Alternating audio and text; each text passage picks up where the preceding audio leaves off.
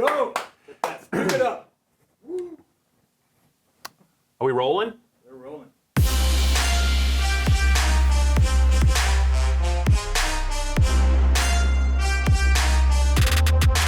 Okay, after a little bye-week break, Adam Breneman, we're back with your video, your very own video here on PennLive. It's the Penn State Breakdown with Adam Breneman, former Penn State tight end, All-American tight end at UMass. Here to break down some Penn State topics. Obviously, the Ohio State loss is going to be a tough one for Adam, for Penn State to kind of move on from. They had him, then they didn't have him at the very end. But let's move it forward a little bit. Michigan State's up next. Tough team in the Big Ten East. They beat Penn State last year in a really tough game. A couple things that jump out to me, Adam. So you're, from your perspective as an offensive player, Michigan State's renowned for their run defense. Number one in the country, only 38 yards, I think, a game on average. Under James Franklin, Penn State really hasn't run the ball much against Michigan State. So my question to you is, how important is it for Penn State to at least try to run? And what does, if you're Penn State, are you going to try to maybe get Miles Sanders involved in a different way, maybe in the passing game? Yeah, I think, well, we saw Coach Franklin this week say they're going to try to use Ricky Slade a little bit more in the running game. You know, even if Penn State can't run the ball well, they have to try to run the ball. You have to keep the defense balanced as far as, you know, even if they're running for 1-2 yards a pop, you know, you gotta continue to try to run the ball. I mean, 38 yards a game giving up a rushing from Michigan State that's unbelievable. I mean, in college football. Yeah. So it's going to be hard to run the ball, but I mean, when you have the threat of Miles Sanders and they can consistently, you know, hand it off them and they're getting positive yardage, you know, what that opens up for the passing game. You know, we're seeing Pat Fryermuth come on at tight end. You know, what that opens up for the tight end in the passing game. You know, Juwan Johnson's coming into his own a little bit now. So if Penn State can consistently get positive yardage running the ball, I think it'll open up some things in the passing game for them. You know, they don't need to rush for 150 yards to beat Michigan State. Yeah, and maybe just if it's 4th and 5 late in the game, don't run the ball. Don't run the ball. Maybe that's the one situation against Michigan State. I knew you were going to bring that up. You don't run the ball. Sorry, I couldn't resist. Okay, Adam, let's get to another topic. You know, I don't know that I've seen many better catches this year in college football than the one Juwan Johnson had early in the Ohio State game. But it's frustrating, I think, for the Penn State fans to see a receiver that talented make that kind of play against that talented of a secondary. And then, you know, we're 5 games in, you know, he's good for 1 or 2 drops a game. How do you kind of reconcile that when you look at what he's able to do and then you look at maybe the easy catches that he doesn't always make?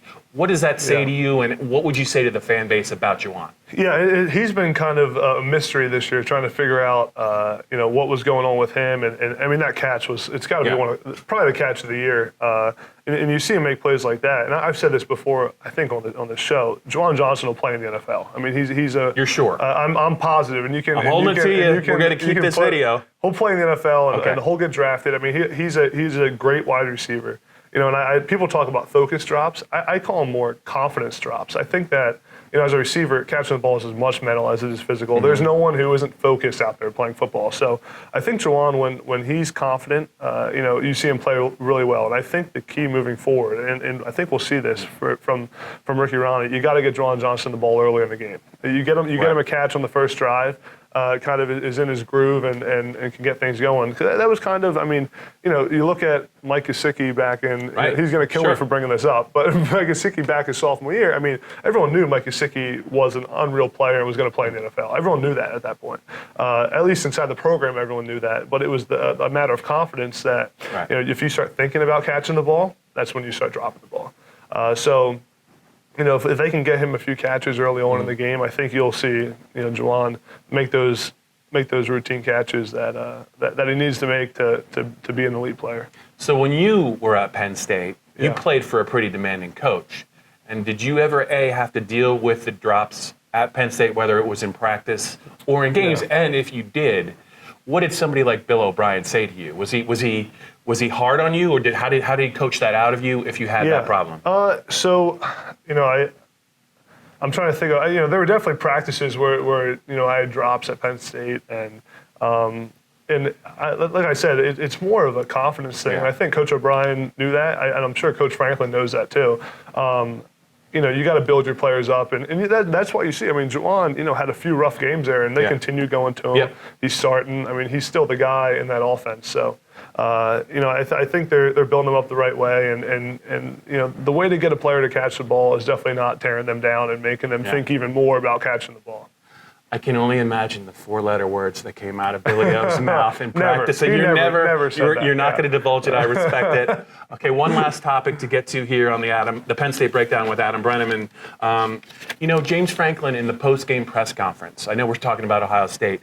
As fired up as I can ever remember him, he was really, really passionate, a little bit angry, a little bit frustrated.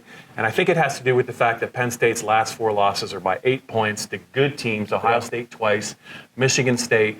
They had a big lead on USC in the Rose Bowl, and they just couldn't finish it. They're 24-4, though, in their last 28 games. So he's talking about a very small margin here between, I think, great and elite. So in your mind, what would you say?